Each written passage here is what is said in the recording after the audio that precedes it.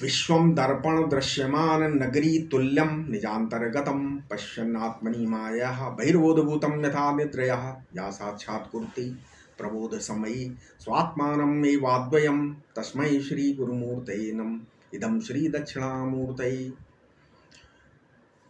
इस वीडियो में ध्यान का स्वरूप क्या है या ब्राह्मी स्थिति क्या होती है। ब्राह्मी स्थिति भगवान के अनुसार, ठीक है, भगवान ने गीता में बोला है ब्राह्मी स्थिति। तो अब इसमें बताते हैं कि भक्ति योग में ध्यान, फिर न्याय दर्शन में ध्यान, सांख्य योग में कैसा ध्यान होता है ना, और अंत में वेदांत का ध्यान। तो भक्ति योग में ध्यान कैसे होता है? भक्ति योग के अनुसार भी रूप से, मतलब भाव, मुस्कुराहट, चितवन आदि का, तथा भाव से भी ध्येय का आनंद, भाव से भी ध्येय के आनंद का ध्यान श्रेष्ठ माना जाता है। अब न्याय दर्शन में भगवान का अन्य रूप से ध्यान तो केवल न्याय दर्शन में सम्मत है, जिसे उपासकों ने स्वीकार किया है। सांख्य योग के अनुसार दृश्य के दिखते रहने पर भी उससे राग न होना, तदात्म न होना ही ध्यान है। पुरुष चेतन में स्वयं असंग है, ठीक है। योग दर्शन के अनुसार दृश्य का दिखना बंद होना चाहिए। अब सांख्य के बताया ना हमने, अब योग दर्शन के अनुसार क्या है? दृश्य का दिखना बंद होना चाहिए। अब वृत्तियों का चारों ओर से निरोध या लौटाना, मतलब जिसका परावर्तन हो जाता है वृत्तियों का, तो वृत्तियां अपने उद्गम स्थान से बाहर नहीं जाती, अहम में ही रुक जाती हैं। उस समय दृष्टा अपने स्वरूप में स्थित होता है। उसकी पूर्णता होने पर अस्मिता अहम भाव का आलंबन करके होने वाली जो समाधि है उसको असंप्रकात समाधि बोलते हैं। क्या बोलते हैं? असंप्रकात समाधि।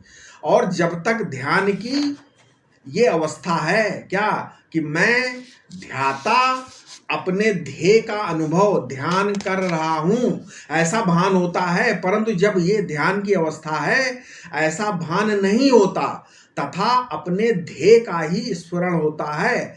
अपने जागृत कालीन शरीर और उसके संबंध की स्फूर्ति या स्मरण उस समय नहीं रहता है, तब उसे संप्रकात समाधि कहते हैं। ये स्थूल रूप के ध्यान से हो सकती है, सूक्ष्म के ध्यान से हो सकती है, और आनंद मात्र के ध्यान से भी हो सकती है, ठीक है। ये ध्येय वास्तव में ध्याता से पृथक नहीं है, ध्याता ही वृत्ति का स्फुरण है। ये जो है ये ध्याता की ही वृत्ति का स्फुरण है, इसलिए उपयुक्त उसका गाढ़ ध्यान होने से ध्येय लुप्त हो जाता है। इस स्वरूप स्थिति में क्या होता है? इस स्वरूप स्थिति में शब्द अर्थ और ज्ञान, मतलब विकल्प का भेद नहीं रहता। यहाँ पर ज्ञाता के रूप में अहम की स्फूर्ति नहीं होती और वो अवस्था संप्रकात समाधि से ऊपर हो जाती है, ठीक है। इसके भी दो भेद हो सकते हैं, पहला सबीज और दूसरा निर्बीज। सबीज अवस्था में जागृत का बीज रहता है जिससे समाधि टूटती है। दूसरी जो अवस्था है निर्बीज, उसमें बीज नहीं रहता, जिसे निर्बीज कहते हैं। ये तो योग दर्शन की बात हुई, लेकिन वेदांती कहते हैं यह यदि तत्व ज्ञान के बाद हो ये समाधि ऐसी तो कोई आपत्ति नहीं है, परंतु यदि जीवों की अनेकता आपके अंदर बनी रहे, ईश्वर की अन्यता यानी ईश्वर अलग है ये रहे, अथवा जगत की सत्यता के संस्कार यदि नहीं मिटे हैं, तो इस समाधि को भी वे वेदांत में जीव की भानात्मक स्थिति ही समझते हैं, क्योंकि इसमें संसार का बीज विद्यमान है। यहाँ पर गुरु द्वारा तत्वमस आदि महावाक्यों से एक के ज्ञान की आवश्यकता है। वेदांत में ध्यान, वेदांतियों ने चित्त, जगत, जीव, ईश्वर आदि की परिभाषा अलग से की है, इसलिए इनका साधन परिपाटी भी अलग है। वेदांती चित्त को घट के समान अर्थ रूप या वस्तु रूप नहीं मानते हैं, इसलिए वेदांत मत में ये जो जागृत काल में विस्तृत जगत दिखाई देता है या सुनाई देता है, स्मरण में या अनुमान में आता है, सब स्वप्नावस्था के समान चित्त का ही विलास है। जैसे स्वप्न का जगत पृथ्वी, जल, अग्नि आदि है, सहस्रों जीव, ईश्वर आदि स्वप्न की कल्पना करने वाले चित्त का ही विलास है। ठीक है। अब यहां से प्रारंभ क्या होता है, क्या अब यहां से क्या प्रारंभ होता है कि यह सब मेरे चित्त मतलब अंतःकरण का स्फुरण है, पृथक कोई द्रव्य नहीं है ना कोई दृश्य है। ठीक है। अब ध्यान के संबंध में कुछ चीजें बता देते प्रैक्टिकल। पहला क्या, समस्त दृश्य पदार्थों से मेरा कोई संबंध नहीं है, मैं असंग निर्विकार कूटस्थ एक रस ब्रह्म हूं, ऐसी निश्चयात्मक स्थिति। दूसरा, मेरे सिवाय दृश्य नामक कोई वस्तु ही नहीं है, मैं एक अद्वितीय आधार आधेय भाव कार्य कारण भाव आदि से रहित माया आदि से शून्य परम तत्व हूं। लेकिन इतना तो समझ गए, लेकिन यहां पहुंचने पर भी एक प्रकार की भावनात्मक स्थिति ही है। क्यों? अर्थात ये भी एक चित्त की स्फुरणा है। चित्त का निर्विषय निसंकल्प हो जाना मात्र ये केवल ध्यान है।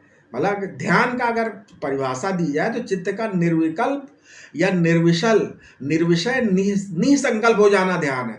वेदांत के अनुसार विषयों का मतलब विषयों का या सुसुप्तिकालीन अभान का अनुभव भी विषय ही है, भान ही चित्त है। इसलिए भान मिट जाने पर चित्त नहीं रहता।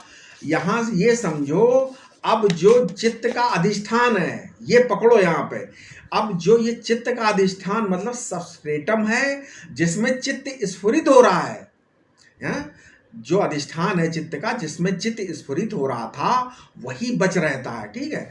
यही चित्त का अपने अधिष्ठान से किसी भी रूप में पृथक न स्फुरना, यही ब्राह्मी स्थिति है। लेकिन ये ध्यान की ब्राह्मी स्थिति है। ठीक है। अगर ध्यान करोगे तो ब्राह्मी स्थिति ऐसी है, लेकिन ज्ञान से और विचार से भी समाधि होती है, वो बता देते हैं, ऐसा नहीं है। ठीक है। सब शरीर, अब इसमें प्रैक्टिकल चीज क्या है, सब शरीर उतने ही अपने हैं जितना यह शरीर, इसमें मैं की अपरिच्छिन्नता की ही दृढ़ होनी चाहिए। नहीं, अंतःकरण की असंगता और व्यवहार आदि गौण है। यदि सफलता सत्य के साक्षात्कार में ही है, नहीं, ज्ञान की सफलता कहाँ है, सत्य के साक्षात्कार में ही है, जिससे अविद्या की निवृत्ति होती है। ठीक है। वो व्यवहारिक उपयोग में नहीं, इसका व्यवहार में कोई उपयोग नहीं है। शरीर, व्यवहार, साधन, ज्ञान सब सत्य के दर्शन की सामग्री है। ज्ञान का फल यदि व्यवहार में आवे तो आने दो, इस पर ध्यान देना आवश्यक नहीं है। पूर्व भेद ज्ञान से व्यवहार होता है।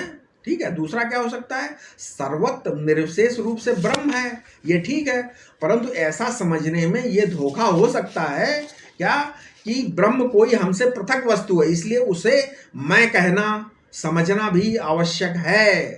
ठीक है। सर्व की अनुभूति में मैं का रहना अनिवार्य है। बहुत महीन बात, प्रैक्टिकल चीज बता रहा है, ये कहीं लिखी नहीं है। सर्व की अनुभूति में मैं का रहना अनिवार्य है। मैं ही निर्विशेष रूप से सर्वत्र है, इसी से ब्रह्म सब है, और आत्मा सब है और मैं सब है। ये वाक्य भी उपनिषदों में है। सर्व की अनुभूति में मैं का रहना अनिवार्य है। ठीक है। आगे और तीसरा क्या हो सकता है, आत्मा परम पवित्र है। नहीं, तो जो अपनी सहज पवित्रता में अकृत्रिम रूप से स्थित है, उसका अंतःकरण, इंद्रियां, शरीर भी सहज पवित्रता में स्थित हैं। कर्तृत्व से, प्रयत्न से जो पवित्रता होती है या मन रखी जाती है, वो तो अपने अंतराल में अपवित्रता का भार छिपाए हुए है। नहीं, तुम पवित्र हो तो तुम्हारा सब पवित्र है। सत्य को मानने की आवश्यकता नहीं होती, वो अपने को मना लेता है, ना मानने पर भी भागता नहीं है। और चौथा क्या हो सकता है, अनुकूलता और प्रतिकूलता के भाव अज्ञान मूलक हैं। ये क्रोध की नींव है, जो मेरे मन और शरीर के प्रतिकूल क्रिया करता है, वो मुझे क्या होता है, उनसे ऊपर उठने की प्रेरणा भी देता है ना। जहां कोई भी निशान लगाएगा उससे मैं ऊपर हूं, ऐसा सोचो। ठीक है। इसके आगे क्या है, छठा, ये घटना इतनी महत्वपूर्ण नहीं है, ये घटना इतनी महत्वपूर्ण नहीं है ऐसा सोचना है कि मैं शांति खो दूं, है ना। मुझ में कोई कामना नहीं, अगला क्या, अगला पॉइंट क्या होता है, मुझ में कोई कामना नहीं है। फिर किस कामना की पूर्ति में बाधा होने पर क्रोध करूं। ठीक है।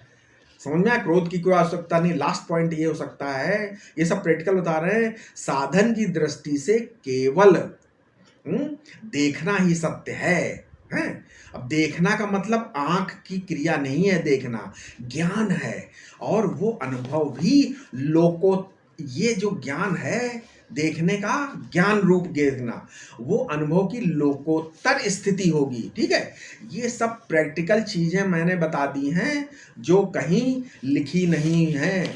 आशा है ध्यान की अवस्था, ध्यान का स्वरूप क्या है, ये जरूर आपको व्यवहारिक रूप से, प्रैक्टिकल रूप से आपको समझ में आ गया है। ठीक है, ओम शांति शांति शांति।